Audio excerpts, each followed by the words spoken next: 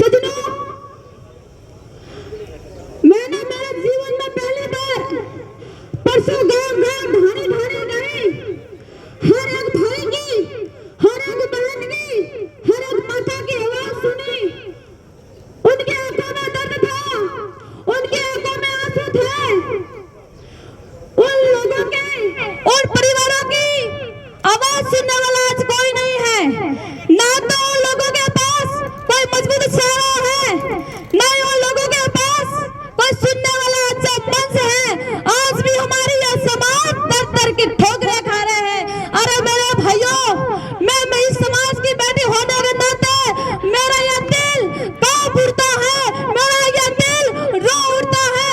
इसलिए मुझे भी घर आंगन छोड़कर आज सड़कों पर भटकना पड़ रहा है।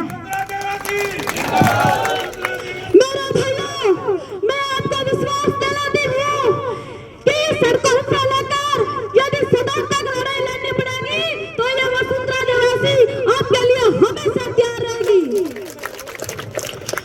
मैं उस पुलिस प्रशासन से कहना चाहूंगी कि आप जिस प्रकार से हमारे इन भाइयों के साथ व्यवहार कर रहे हो, अरे भाई आप भी तो इसी समाज से निकल कर गए हो, तो आपसे मेरा निवेदन है कि आप इन भाइयों से ना भिड़िए, नहीं तो हमारा दिमाग और खून दोनों गर्म है।